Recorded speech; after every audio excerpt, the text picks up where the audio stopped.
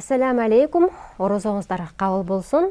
Рамазан айында бир туугандарыңыз менен, ата-энеңиз менен, коло коңшуларыңыз менен жакын мамиледе болуп, бирге ооз ачууга, бирге болууга, жакшы маселелерди айтып, угууга, жакшы бир кайрымдуулук иштерин жасаганга аракет кылыңыздар демекчибиз. Сахабалардын доорунда кандай гана бир татаал жумуш болбосун, алар ушул Рамазан айына калтырчу экен. Анткени Рамазан айында кандай гана иш болбосун, ошол иштин бүтүүсү жеңил болот экен же аткарылчу экен. Анткени Рамазан айында ар бир адам орозо кармап, колду көтөрүп Аллахтан сураса, Аллах албетте эгерде ошол иш ошол адамга пайда алып келе турган болсо, жакшы боло турган болсо, ошол нерсе орундалат экен. Андыктан дуа кылганга аракет кылалы. Ал эми бүгүн биздин көрсөтүүбүз байлык, мансап, ошондой эле ырыскы боюнча жана эл арасында көбүрөөк айтылып келген хадистер туурасында болмокчу. Андыктан биз менен бирге болуңуздар.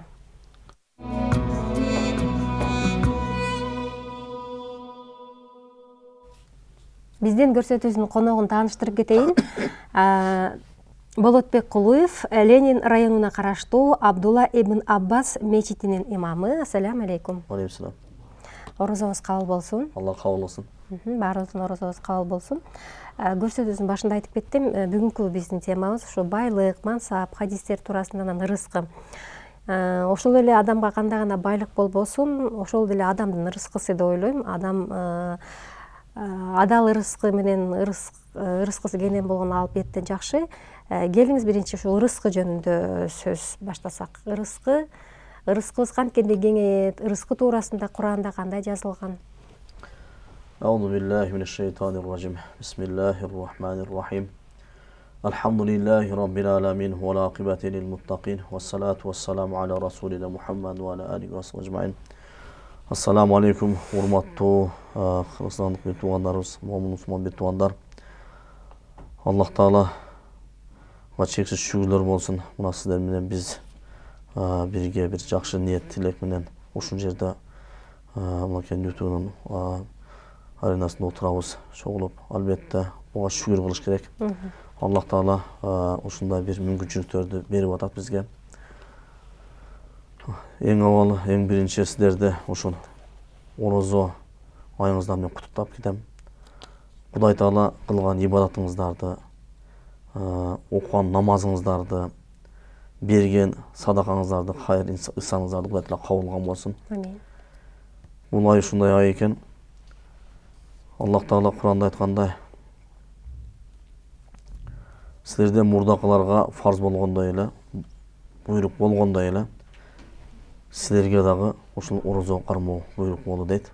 Ошон үчүн бул Аллахтын буйругу. Исламда 5 негизги, ушул 5 негиздин бирөөсү орозо кармоо экен. Күчү жеткен адам орозо кармаштык экен. Ошон үчүн орозо кармагандар Аллах Таала орозоңуздарды кабыл кылсын. Албетте ырыскы демекчи, ырыскыны биз тар чөйрөдө түшүнүп албашыбыз керек. Ырыскы ушундай нерсе экен. Аллах Таала берген ырыскыга атат. Куранда бир аят бар, астагфирулла. Кимде менин берген ырыскыма ыраазы болсо, шүгүр кылган болсо, анда мен бул адамга дагы көбүрөөк кылып берем дейт. Ырыскыны. Эми кимде менин берген ырыскыма наразы болгон болсо, анда биз буну алып коебуз дейт да. Ошондуктан урматтуу туугандар, ырыскы демекчи бул бир эле байлыкты, бийликти, акчаны түшүнүп албаш керек. Ырыскы жеген ичкенибиз, баскан турганыбыз, алсаныбыздын амандыгы, көзүбүздүн көрүштүгү, кулагыбыздын угуштугу, жаныбыздагы жубайларыбыз, бала чакабыз, керек болсо дем алып аткан абадан бери, табып аткан акчабыздан бери бардыгы Аллахтын берген бир ырыскысы экен. Эми ким дейт ошол ырыскыга ыраазы болсо дейт, аларга биз дагы көбүрөөк кылып беребиз дейт. Мындай айтканда ден соолугубуз дагы бир ырыскы. Жеп аткан, ичип атканыбыз дагы бир ырыскы. Дем алып аткан абабыз дагы бир ырыскы экен. Балдарыбыз дагы бир ырыскы экен. Ошондон урматтуу туугандар, ырыскыга Аллага шүгүр кылайлы. Эң биринчи ушул ырыскыга шүгүр кылган болсок, Аллах Таала иншалла берүүчү зат экен. Кудай Таала дагы кеңирээк кылып, көбүрөөк кылып берет экен. Эми ошол адамдын дүйнөдө маанилеп турган 4 нерсеси бар дейт. Биринчиси негиздери мындай айтканда. Аллахтын бизге буйруган буйруктан аткарыш. Аллахтын буйругун аткарыш менен Аллахтын ыраазылыгын табабыз. Дүйнө акыреттин бактылыгына жетишебиз да. Аллах Таала бизге эмнени тыюу салган болсо, тыюу салган иштер жөндөн жөн эле тыюу салынган эмес да. Бул иштер жашообузга дагы, акыретибизге дагы толук зыяны тийген үчүн Кудай Таала тыюу салып койгон. Мисалы бир арак ичүү, мисалы урлук кылуу, мисалы зина кылуу, ойноштук кылуу мындай айтканда. Же болбосо бирөөнү алдоо, же болбосо таразадан алдоо болсун, же болбосо бирөөнүн акысын жеп, булардын баарына жөндөн жөн эле тыюу салган эмес да. Толук зыяны бар экен. Ошондуктан Аллах Таала эмне кылды? Ошол тыюу салган иштерди тыйып койду бизден. Үчүнчүсү, Кудайдын берген рызкысына ыраазы болуш. Рызкыны бая айтып өттүм. Мындан да кеңири айтса болот рызкына. Аллах Таала канча нематтарды берип атат да. Ошол нерсеге шүгүр кылыш керек. Үчүнчүсү ушул экен. Аллахтын берген рызкысына ыраазы болуп, шүгүр кылып, Аллага жакындап, ибадатыбызды кылыш менен шүгүрчүлүк болот экен мындай айтканда.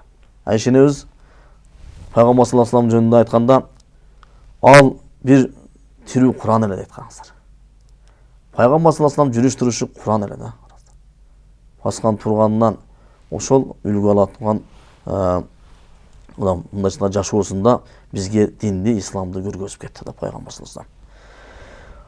Экинчи бир аятта айтат: "Алладина ю'минуна бил гайби ва юқимуна ас-салата ва мимма разақнахум юнфиқун." Алар кайыпка ишенишет. Намазды толук аткарышат.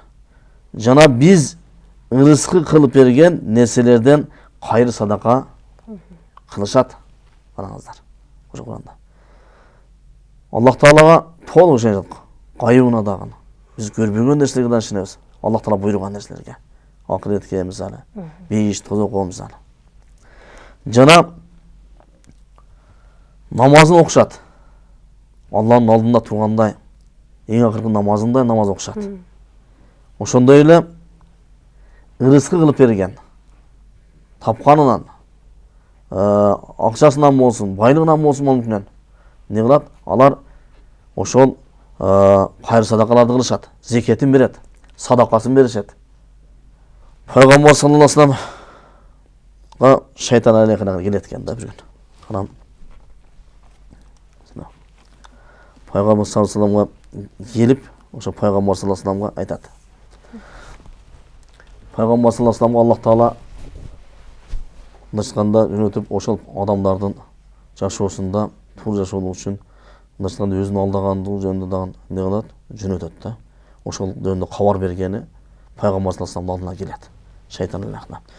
Ошол шайтан алейхина келгенде ошол бир нерсеге дагы токтолгон жери бар. Эми бул жерде намазга, жаштардын мисалы адашып кетишине баары токтолгон жери бар. Ошол жерде айтылат да.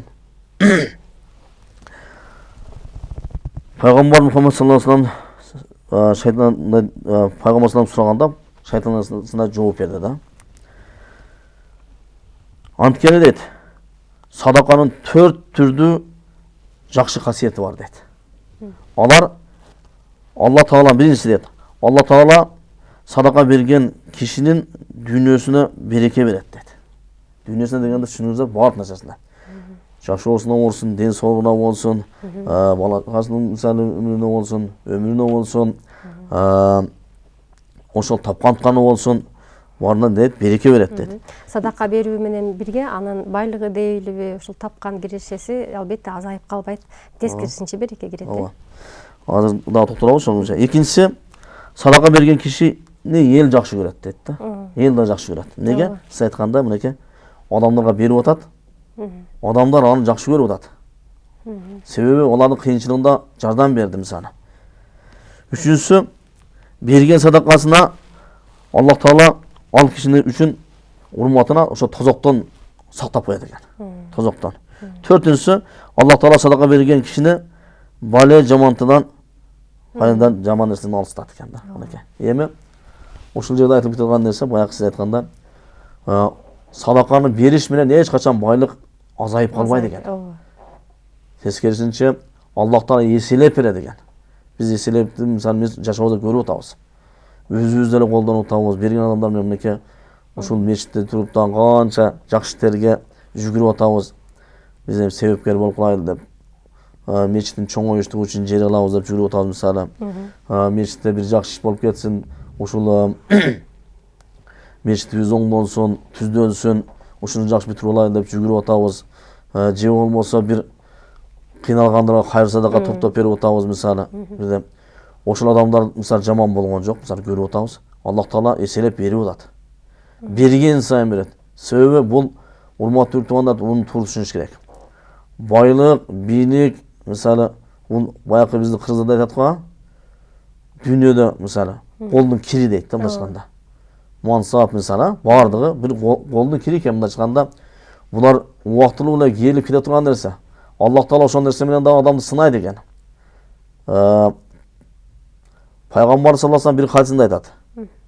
Силер муртат акыбалында өлүп калыштан корккула десе, муртат деген эмне деп сурашты да. Муртат деген эмне деп.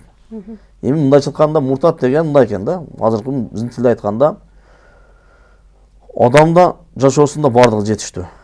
Акчасы бар, бийлиги бар, байлыгы бар, мансабы бар мисалы. Бардыгы жетиштүү. Бала чака бар, үй бар, машина бар дегендей.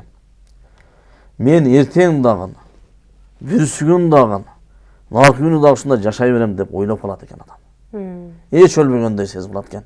Чөнтөгүнө колун салып, шу бойдон өтүп кете тургандай сезип калат экен өзүн. Ал адам Кудайды унутуп калат. Ал адам эртең өлүшүн унутуп калат. Ал адам бир кыйынчылыкка дуушар болушун унутуп калат экен караңыздар. Качан гана дейт, качан гана. Бир башына кыйынчылык келгенде, же оорчулук келгенде, Аллахты эстейт экен, Аллахым деп туруп эстейт экен да караңыздар. Ошон үчүн бул ушундай нерсе Аллах Таала берип атат. Ошол берилген нерсени убагында колдонуп калыш керек экен ташканда. Мындайча айтканда, адам жашоосунда биз бир тойго барып калган болсок, чакырса, мисалы, бир жакыныбыз, куру барбайбыз да. Биз жакшылык кылып аткан болсок, куру барбайбыз. Эч болбосо белек-бекчебизди апарабыз. Же болбосо акчабызды апарабыз, конвертке салып алып, мисалы, күнүбүздө туурабы? Себеби неге? Куру барыштан уялабыз. Эми сиз менен бизге Кудай Таала ушундай бир дүйнөдө жашообузда бир жакшы нерсени берип атат да караңыздар. Ырыскыны берип атат кана. Алсаң zaman Кудайга шүгүр. Көзүбүз көрүп атат, кулагыбыз угуп атат. Жеп атабыз, ичип атабыз, бала чакабыз бар, үй бүлөбүз бар дегенде мисалы, иштеп аткан ишибиз бар, жашап аткан жерибиз бар дегенде мисалы. Ал квартира болсун, үй болсун, башкасы бар. Аллах Таала берип атат да. Эми ошол нерселерди берип аткан, ушундай нерсени берген Аллах Тааланын алдына эртең кыяматта курук барып алыш, курук кол менен барып алыш уят экен да, урматтуу туугандар. Жөн эле барып алыш мындай айтканда. Эмне кылып келдиң десе, жөн эле мындай иштесе кылган эмессиң дүйнөдө. Жашадың, өттүң, өзүң үчүн жашадың. Берген жоксуң, башка кылган жоксуң. Бирөөсүнөн сурап келди, агандан берген жоксуң. Bir tuğanın, жақын туғаның қиналды, ага жардам берген жоқсың. Bir туғаның қиналды, ага жардам берген жоқсың мысалы. Қараңа. Жөн эле барып алдың. Же ибадатын кылбадың, же орзоң тутпадың, же зекетиңи бербедиң, же садакаңы бербедиң. Бул пайда алып келбейт экен да, мындай айтканда. Эртең кыяматта мындай айтканда акыретте Аллах Тааланын жөнөт куру барып алыш өтө уяттуу нерсе экен. Ошон үчүн эч болбосо ибадатыбызды кылып, Аллахты таанып, пайгамбарыбызды таанып, окуп, билип, ибадатыбызды кылып, садакабызды берип дегенде туугандарыбыз менен, коло коңшулар менен, бир туугандар менен бир мамиледе болуп өткөн болсо эки күн дүйнөдө ошонун пайдасы болот экен. Ошолорду гана биз алып бара алабыз да, мындай айтканда. Эми адам баласы Аллахтан албетте көп дуа кылганда байлык сурашат, бере турган суроом Аллахтан байлык жана мансап сураса болобу? Эми булар суралса болот. Бирок ошол суралган нерсени ошол адам кийин колдонуш керек да, мындай айтканда. Аллахым, мага ушул рызкымды кең кыл деп пайгамбар саллаллаху алейхи ва саллям мисалы пайгамбардын бир дуасы ушул болгон. Рызкыңды кең кыл. Бирок пайгамбар саллаллаху алейхи ва саллям жашоосунда бизчилеп мисалы бир мындайча курсак салып, бизчилеп бир тоюп, ашча тоюп, жылуу төшөккө жатып, жылуу төшөккө жатып өткөн эмес да, караңыздар. Тарыхта караңыздар. Bir gün Пайғамбар саллаллаху алейхи үйіне келсе, жаңа бір төшектер білесіздер, мындай. Ошондой жаңа төшөнчүлөрдө келип калыптыр дейт. Пайгамбар саллаллаху сурады Айшенебизден. Буну ким алып келди деп, паланча деген аял алып келди dedi. Сизди жылы жумшак отурsun, жатсын деп dedi. Пайгамбар саллаллаху алейхи анын кайтарып беришин айтты. Кайтарып бер dedi. Мен мунуга жата албайм dedi. Неге десем, Аллага ант болсун. Аллах Таала мага байлыкты, бийликти сунуштаганда эмне кылды? Пайгамбар саллаллаху алейхи онун терсимен мындай айтканда аны кабыл алган жок да. Мындай биз түрттү дейбизчи, түрткөн караңыздар. Bir günü Abu Hurayra radıyallahu anhu Пайгамбар sallallahu aleyhi ve sellem'den үйүнө намаз окуткан жерге кирип калды. Жашаган жерге. Кирди Пайгамбар sallallahu aleyhi ve sellem отурган акыбалда намаз окуп атат. Отурган акыбалда. Бир топ отурду Абу Хурайра. Пайгамбар sallallahu aleyhi ve sellem намаз окуп бүткөнгө чыкты. Бүткөндө Пайгамбар sallallahu aleyhi ve sellem сурады Пайгамбар sallallahu aleyhi ve sellem'den. Я Расулаллах, не тауыңыз жоқ па? Оруп атасызбы? Эмне үчүн туруп намаз окуп атыңыз десе, Пайгамбар саллаллаху алейхи ва саллям айтты. Я Абу Хурайра, бул ачкачылык болсо керек деди. Караңыздар, урматтуу тугандар. Ошондой бир дүйнөгө өкүмдар болгон. Акыркы Пайгамбар бүтүн бардык элге жөнөтүлгөн. Пайгамбар саллаллаху алейхи ва саллям ачкачылыктан туруп намаз окуй албай атат. Караңыздар. Отурган акыбалда намаз окуп атат. Бул эми бир мисалда, мындайча Пайгамбар саллаллаху алейхи ва саллям ошол байлыкка маани бербегенди. Экинчиси дагы бир күн Пайгамбар саллаллаху алейхи ва саллям дүйнөдөн өткөндөн кийин Абу Бакыр келди. Бир ысык немеден кирип келгенде муздак суу беришти. Муздак сууну ушундай ичти. Жутканда чаңгап туруп, жутуп туруп ыйлай берди дейт бүткөндө. Не болду? Бардык ошо кошуну ыйлашты бирок. Бүткөндөн не болду десе, бир күн Пайгамбар саллаллаху алейхи ва салламга кирдим дейт. Пайгамбар саллаллаху алейхи ва саллям бирөө менен сүйлөшүп атканда оны эч ким жок дейт. Onu unutut deyt. Türtüp atala. Bir neseni kavul almayı türtüp atala deyt. Oturdum deyt. Könden Peygamber sallallahu aleyhi ve sellem'den soradım deyt. Peygamber sallallahu aleyhi ve sellem deyt. Dünya bana geldi deyt. Kavul aldırgan hareket kıldı deyt özün. Men kavul almadım deyt dünyana. Oşonda dünya deyt. Ey Muhammed sallallahu aleyhi ve sellem. Allah'a ant bolsun, sen dünyanı kavul albaysın. Байлыкты кабыл албайсың, мансапты кабыл албайсың. Бирок Аллага ант болсун, сенин үммөттөрүң ушул дүйнөнү кабыл кылат дейт караңыздар. Пайгамбар саллаллаху алейхи ва саллям ушундай болгон. Пайгамбар өтө жөнөкөй болгон. Пайгамбар саллаллаху алейхи ва салламдын убагында ошон үчүн байлыкка, бийликке Пайгамбар саллаллаху алейхи ва саллям умтулган эмес. Ошондо динде таза, туура көргөзүп өткөн үйрөттү да үммөтүнө. Рахмат.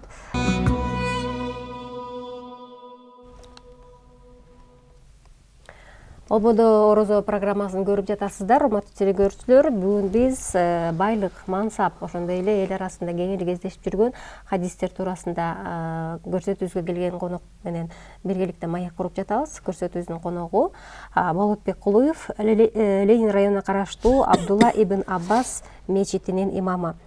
Бүгүнкү күндө хадистер көп. Бул мен бир хадисти окуп берейин. Бул боюнча дагы айтып чечмелеп берсеңиз. Эгер адам баласы сүткордуктан түшкөн пайданы таштабаса, анда Аллахка жана анын пайгамбарына согуш ачкан болуп эсептелет деген хадис бар экен. Бүгүнкү күндө өзүңүз билесиз, сүткордук аябай эле көп. Алхамдулилlah. Эми сүткорлук мындай айтканда жөндөн жөн тыюу салынган эмес да. Башында айтып өттүк го. Кудай Таала бизге эмнени тыюу салса, кайсын ишти тыюу салган болсо, толук зыяны бар. Ошонун бирөөсү бул сүткорлук. Мындай айтканда бирөөнүн эсебинен жашоо, бирөөнүн чөнтөгүнөн жашоо деген нерсени билдирет да. Мындай айтканда бирөө мээнет кылат, ал процентин алат, жашаш деген нерсе. Бунун азабы бар, өтө күчтүү азабы бар. Аллах Таала Куранда аяттарда белгилеп өткөн. Пайгамбар саллаллаху алейхи ва саллям хадисинде баяндап өткөн мисалы. Az günümüzde tolup ketти. Okşon misallar. Mына базарларда болсун, башкаларда болсун, шап процентке ошол акчалак алышып, анан кайтып, аны кубалап, ушуга окшогон нерсе болот. Чынын айтканда, Аллах Таала тыюу салган, пайгамбар саллаллаху алейхи тыюу салган, ошон үчүн ошол хадистин аягында келип атпайбы? Аллага жана пайгамбарга согуш ачкан болуп эсептелет деп. Эгерде ошол проценттер таштабаса, адам жол менен жашаш керек. Мына силерге бир нерсени айтып коеюн. Муну бардык теле көрүүчүлөр деле тастайт ачык айтканда. Жашообузда ушул проценттин аркасынан канча адам кыйналбады да. Аллах Таала берекени алып коет. Адам эч качан ойлобосун, ушул процентти алыш менен мен байып кетем, ишимди жүргүзүп беремин, мен мындай көрөм деп. Проценттен эч качан адам байыбайт. Проценттен эч качан адам береке таппайт. Ошол берекеси алынат. Баягы айтпадык, рызкынын берекеси деп. Жашоосун өмүрүндө болсун, ден соолугунан болсун, ошол нерселерге зыян тиет. Ошондуктан сүткоолуктан качыш керек. Акчаны албаңыздар, процент менен иштебеңиздер, иштеп атканда болсо таштаңыздар. Бул дүйнөдөгүсү. Акыретте аябай катуу азабы бар бунун. Кечиресиз, ушул эле сөздү айтып калабыз да, айтып калганда ал коңшумдан чыкпады, бул тууганымдан чыкпады, эч кимден чыкпады. Айласыз кредит алганга мажбур болдум. Үстүндө үйүм жок, көчөдө калдым деп алган убакыттар болот да. Бул учурда деле такыр кредит алган туура эмес деп ойлойм. Туура да. Ошончолук кыйынчылык болуп аткан болсо азыр ачкалы болуп калган адам жок. Чындап керек. Кудайга шүгүр. Мына мурдакы убактара кайта турган болсок, пайгамбар саллаллаху алейхи вассаламдын жашоосун айтып өттүм азыр. Пайгамбар саллаллаху алейхи вассалам силерге окшоп, бизге окшоп, мисалы ушул нанын коюп, тамагын жеп, мисалы курсагы тоюп өткөн эмес. Мурдагы жашоолорду карасак деле, мисалы биздин эле чоң энелерибиз мисалы жашоосунда канча кыйналышты. Кыргызда бир сөз бар, билесиз. Бир майызды 40 адам бөлүп жептер деген, мисалы, ошого окшогон сөздөр бар. Себеби мен ойлоп калам да, негизи адам канчалык кыйналган болсо, адамда кыйынчылык болсо, ошондо жокчулук болсо, адамдын башы биригет экен негизи. Туура айтасыз. Биригет экен. Мен да ойлонуп көрдүм чын. Адам канчалык ток болгон болсо, канча байлык болгон болсо, канча акчасы көбөйгөн болсо, ток болсо, ошончолук напсы ашып, душмандык пайда болот экен адамда, бири-бирине болгон. Керек болсо бир туугандар менен бир туугандар кырылышып атпайбы мисалы, күнүбүздө кичине болбогон нерсени талашышып мисалы. Туурабы? Аллах Таала ошон үчүн туура жол көргөзгөн да бизгечи. Мындай кыла деп. Рызкыны Кудай Таала берет. Керек болсо ошол бир таштын дейт, мындай таштын ичинде бир куртка рызкы берип атат дейт Аллах Таала. Куртка. Ошол деле өлүп калбай жашап атат мисалы. Аллах Тааланын берген рызкысы менен. Биз болсо ушу болбогон нерсени ойлонуп калдык да. Чын айтканда. Айтканда адамдар азыр күнүбүздө балалуу болот экен. Же болбосо боюнда болуп калса, кээ бирлер ойлонот экен. Муну мен кантип багамын, аборт кандай кыламын, эртең бага албаймын, өзүм бага албасам. Өзү карды ток жүрөт мисалы. Иштесе тамагын таап атат. Болбосо башка жардам берип атат, мынакей. Ошол хайыр садаканын негизги максаты ушул. Кандай адам садака сураш керек. Садаканы, урматтуу туугандар, садаканы. Ач калуу коркунучу болсо адамда, ач калып өлүп калыш коркунучу болгон болсо, ушунчалык кыйынчылык болуп калган болсо, ач калып, ошондо гана нанын тапканга чейин, кар тойгонго чейин, мүмкүн ол жарым нанга мисалы кар тоет. Күнүбүздө 15 сом болсо бир нан, 7 сомго кар тоюшу мүмкүн. Ошончолук эле садака сурасын дейт. Калганы арам экен да караңыздар. Бизде күнүбүздө мисалы садака сурашат, эмне болуп атат? Аны иш кылып атат кадимки өздөрүнө. Кээ бирлер мен уккандарым бар мисалы. Ошол эле бизде жүргөндө эмнеде? Кайыр сурап, мен жетиммин, мен эч кимим жок деп чоң эле бир 5-6 баланын апасы кайыр сурап атат экенде. Эч кимим жок, мен жетиммин. Өзүң эниге чыгып калсаң, жетім болса жетім болып тұр да мысалы. Ал ошо садака менен ошентип балдарын багып атат мисалы. Барып атасына энесинин 80 жылын өткөрүп келатат, жылкы союп. 1 жылкы эмес 2 жылкы союп мисалы. Садакадан. Бул садака сураш урматтуу пайгамбар саллаллаху алейхи хадисинде айтылат. Шундай азап экен да мындашканда. Садака сурабаш керек экен. Садака ошол жаман тосуп атат. Эми бул сурала турган нерселер бар. Чынын айтыш керек. Мынакей күнүбүздө Садака кимдерге парз анда? Садака эми бул мисалы кыйналгандар болсо, муктаждар болушу мүмкүн. Мен айтайын дегеним, күнүбүздө азыр ооругандар бир туугандарыбыз бар. Чындыгында муктаждар бар. 3-4 баласы ооруп аткандар бар мисалы. Алар чыгып иштей албайт мисалы. Иштейин десе, же балдарды караш керек, же иштеш керек болот. Анан төшөктө жаткан балдары бар мисалы. Майыптары бар, башкасы бар. Кебирлери мисалы 2 бөлүк иштебей калгандар бар мисалы. Ишке муктаж мисалы мындай айтканда иштегенге мүмкүнчүлүк болгон бир туугандарыбыз бар мисалы. Боорунан ооругандар башкасы. Булар сурасын мисалы. Себеби буларга сураса бериш биздин мойнубуздан милдет мисалы. Аларга каралашыбыз. Себеби алар бир тууганыбыз биздин. Сонда мусулмандын бир тууганы. Ошон үчүн урматтуулар сурай турганда сураш керек. Анан караңыздар, садака берерде да караңыздар. Жөн эле адаттуу болгондар бербей эле коюңуздар. Бир мунжу болсо, көзүңүз түшсө, бир кыйналган болсо, бир ооруп аткан болсо, анан буларга жардам кылайлык да. Садакабызды берели. Пайгамбардан бир хадис айтат, зекетиңерди бергиле, мал мүлкүңөрдү сактап койгула. Садакаңарды бергиле. Садака бул жамандыктан тосуп койсун дейсилерди. Балелерден, Хадисинде.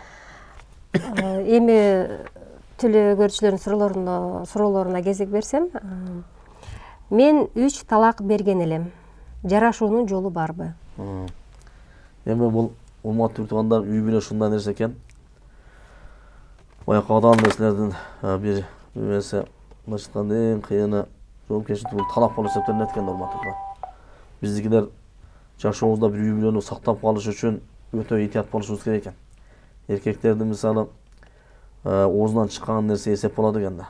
Ал мас болсун, соо болсун, Ачуусу келбесин. Ачуусу келип берсин, азилдешип берсин, бул талак маселесинен азылдашпаңыздар. Бул талак маселеси эң акыры жашабай кала турган акыбалда болсо бериле турган нерсе мисалы. Бир адам урушуп кетти үй бүлөдө. Урушуп кеткенден эле эски талак берип коюш эмес максат. Урушуп кетти, ал кишини алышсат. Пайгамбар саллаллаху алейхи вассалам айткандай, мисалы бир төшөгүн башка салат мисалы. Анда да болбоду. Андан кийин алышсайт. Ошого окшогон эч экөөнүн жылдыз келишпеп, башканда жашаганга мүмкүн болбой калган гана учурларда айта турган нерсе талак. Ошондо дагы 3 талак, 1000 талак, кум талак деп айтылбайт урматтуу туугандар. Жөн эле жооңу бердим, же талагын бердим деп эле айтылат. Мүмкүн алар жарашып калат кайтып, жашап калат деген нерсе да. Анан 3 талакты урматтуу туугандар, мен бу жерден жооп бере албайм, чынын айтайын. Себеби бизде фатва бөлүмү бар. Биз мечитте келси дагы 3 талактан келген мусам айтабыз. Талак маселеси боюнча бизде фатва бөлүмү бар. Диний башкармада, муфтиятта фатва бөлүмү бар. Атайын ошол адамдар фатва чыгарышат. Алар жашаса болобу, болбойбу? Ошолорго барып кайрылсаңыздар болот. Рахмат. Мазхаб тутунбаган досум бар. Мени укпай жатат. Кеңеш бериңиз дейт. Мазхаб тутуу албетте урматтуу туугандар, мындай айтканда жол экен да, бул мазхаб деген жол. Биздин кетип оратылган жолубуз. Бизде шариатта билесиздер, исламда 4 мазхаб бар. Негизги максат. Ошол жолдо жүргөндөр адашпайт. Айтканда Имам Азам Ханафи мазхабы, Матурidi мазхабы, Хамбали, Шафи деп. Анан ошол биз азыр Имам Азам Ханафи мазхабын эсибиз, жол башчыбыз Матурidi акыйдасында. Булар шариаттын өкүмүн бизге көргөзүп кеткен толук. Кантип жашаш керек? Пайгамбар саллаллаху алейхи вассалам кантип намаз окуган, кантип булак каккан, намазына кантип барган, орозосун кантип туткан, кандай болсо ачылат, кандай болсо жабылат. Ошолардын бардыгын ошол мазхабында көргөзүп кеткен. Мындай жол. Жолду кармаш керек. Жолду кармаган адам адашпайт. Егер де жол кармап алсак, анда адашабыз шынын айтканда. Сен бирөөдү эришиң керек. Мисалы. Ошон үчүн жол деп атылганда негизи ушул. Кийинки суроону берсем. Айласыз, пайызсыз акча алгандар кийин намаз окуп Аллахтан кечирим сураса, Аллах кечиреби? Аллах Таала кечиримдүү зат. Урматтуу туугандар, эч качан үмүт түзбөш керек бул нерсе. Үмүтсүз шайтан. Үмүтсүз бул шайтандын иши да.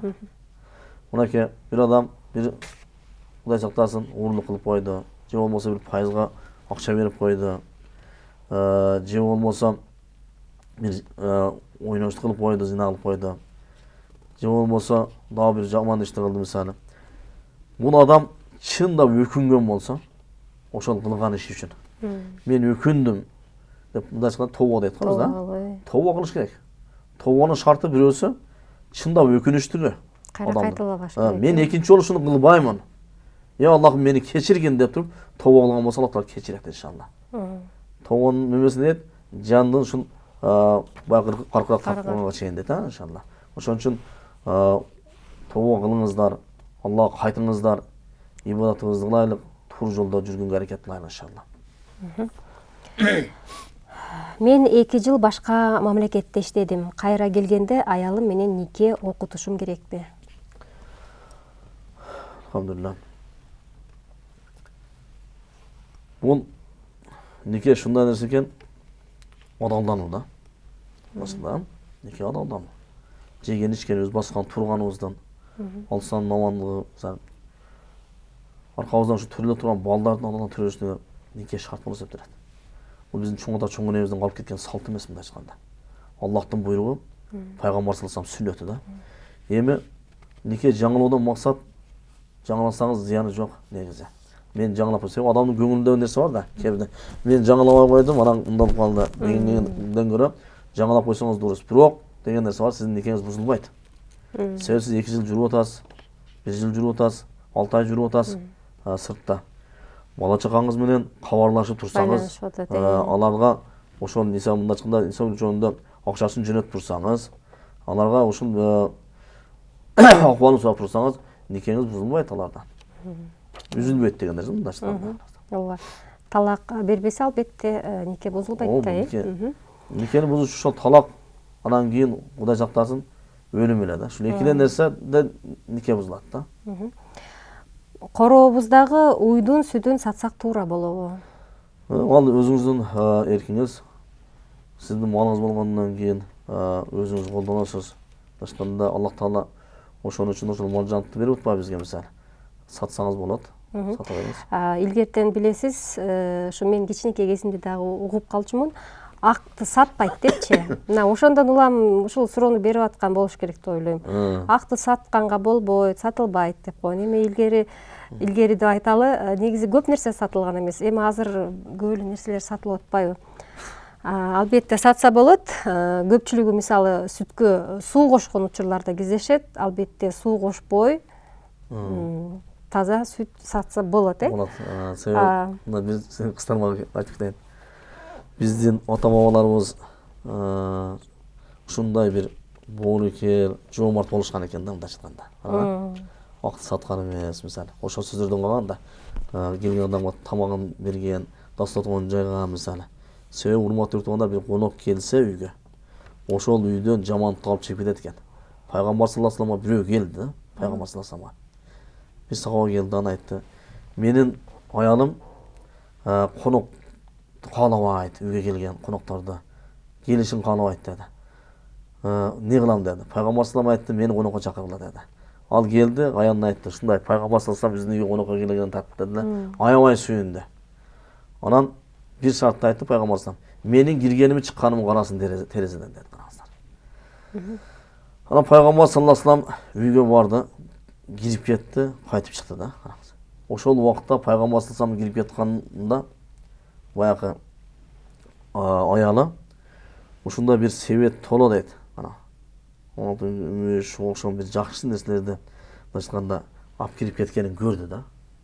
Чындыгында ондай алып кирген жок, өзү кирди. Бирок ошол адамга ошондой көрүнүп атат. Иманды каалабаган адамга. Кийин чыгып атканын карады. Пайгамбар салам жылан, чаян, ошо окшогон бир жаман нерселерди, танакем бир кыскача окшогон нерселерди көтөрүп чийип кетти да караңыздар. Бул деген нерсе мейман келген болсо, ошол үйгө бир кут алып келет экен чында. Ырыскысы кеңир болот. Анан ошол үйдөн балени жаман нерсе алып кетет экен. Албетте, ар бир үйгө келген конок өзүнүн ырыскысы менен келет. Ошол үчүн да ырыскы маселесинен коркпой эле. Үйгө келген конок Аллах менин коногум деп айтып коет. Ошо Аллахтын коногундай сыйлаганга аракет кылышыбыз керек экен. Орус менен бирге жашайбыз, идиш аяктарыбыз бирге болуп жатат, колдонсок болобу деген. Орустар менен жашасак, идиш аягын колдонсо болот, эгерде бир onu oram nerselerdi koldanmasa adamlar. Çoşkun niyeti, başka nerseler. Eğer koldanması gelmese koldanmaş gerek de. Mesela bir işti kılarda adam eğer gümün sanagan bolsa, Alder kılbayla koyuş gerek kılma Türkmenler. Sen onu kılma biz oylanamız da, bayağıdamız da. Gümün sen kılmamız da değil, bolum iken, bolmayım iken. Dişim kanım ketti mesela. Oradan buzla, tayratım buzla деген okşagan bir gümün nesine olsa kılmayla baş gerek. Kızlar turmuşka çıkkanda kaşты terүү керекпи? Чыккан учурда деле, чыкпаган учурда деле негизи каш терүү бул туура эмес болуш керек. Биз кичине кезибизде окучубуз да ошол мектеп жашында, мектепте окуп жүргөндө кыздар арасында сүйлөшүп отуруп калганда турмушка чыкканда кашты терүү керек экен, кашты тербесе даярдаган тамак аштары арам болуп калат экен деп дагы айтылган да. Кийин бара-бара анан бой жетип түшүнгөндөн кийин келин болгондон кийин эмес, негизи эле кашты терүү туура эмес деп билип калдык да. Кашты терүү туура эмес да шариятта. Анан көрө чачты жабуу туурараак да мындайсында. Ошо тамакка туш болуп алсын деген нерсе мисалы. Ошол нерсе келип чыгат. Жолдошунун, менчи буну биздин айымдар берген болуш керек. Жолдошунун аялына канча акысы бар? Акысы тола, мисалы, жолдошунун. Аялдар өздөрүнүн акысын. Негизгисин убактар бар. Негизги акысын айтып коеюн. Негизги акысы. Бир адамдан тамак таап келиш үйгө, эркектин негизги милдети. Экинчиси илим таап келиштиги да. Ол дүйнө илим болсун, dini ilim olsun da misal qarazlar. İlim dese bir jollo ошо китеп менен жеткиришмес misal. Bir балдарына misal жеткирип коюшу, бана өзү салам бер. Осу жерде мындай кыл дегенин баардыгы өзүнчө бир илим таап да улма тургандар. Ошон үчүн эркек кишинин негизги максаты бул ошол нерсени таап келиштиги. Бунун ичинде көп бардык нерсе жатат негизичи. Адамдан тамак таап келиштен максат. O yerde imanatı, vardı, ketişi şu adamdan bulup var mesela tamaktan. Tamaktan da gittik mesela. Adamdan tamak tavap geliş. Oram koşpay. Bala çakasını şu adamdan bağış. Yani oşol ayalının daha negiz milleti var. Negizgi milletlerinin biri oşol ekөөsü. Birisi oşol tavap kelgen tamak aştı özünün orunda koldonuş. Isırap kılbasdan, jönüne çaçı vermesinden, tuğulgan gün her birine kara vermesinden. İkincisi ошол илимди жеткириш энени милдет караңыздар. Дини илим болсун, дүйнө илим болсун. Себеби эмне? Бир жакшы сөз бар билесиздер, эне медресе сыяктуу дейт. Балага эң көп көңүл бөлгөн, убактысын бөлгөн, меримин дагы көбүрөөк төккөн бул эне болуп эсептелет үйдө. Баягы бизде кыргызда сөздөр бар, билесиздер. Энесин көрүп кызын ал дейт. Ошого окшогон сөздөр бар караңыздар. Тарбияны эне берет да көбүнчө. Кийинки суроо, бир ишти баштоо туурабы же туура эмеспи деп эки ойдо болуп турганда окулчу намаз бар экен го, ал кайсы намаз кандай окулат? Истихара намазы айтат болуш керек. Бир ишти баштаарда негизи Бисмиллахир-рахманир-рахим башталат да. Бар нерсе. Тамак жейбизби, суу ичебизби, чай ичебизби? Bir işimizi başlayıyoruz bu. Unağa düşüyoruz bu. Kısası bardığında Bismillahirrahmanirrahim dep başlagan жақсы болады ekan. Bismillahirrahmanirrahim bilen başlagan iş de bereke болады. Ekincisi oşol istihara namazını okuş. Bir adam bir işti başlay turgan bolsa, je bolmasa bir iştiге кирише турган болсо, истихара намазын эки рекет истихара намазын окусун. даратын алып жатарда Кудайдан тилеп, 2 рекет ниет кылып, истихара намазын окуса, ошол түшүндө аян берет экен да. Түшү жакшы болсо, значит бул ишти кылса болот экен.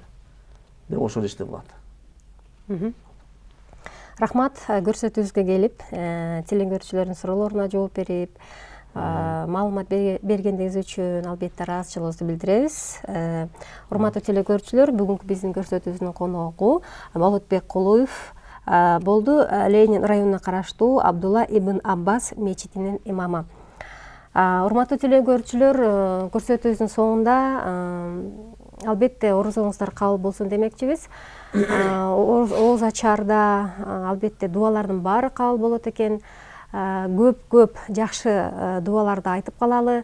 Кийинки жылы 2020-жылы орозо айына жетүүгө орозо кармаганга Аллах бизге ушу баарыбызга насип кылган болсун. Кийинки эфирден жолугушканга чейин аман болуңуздар.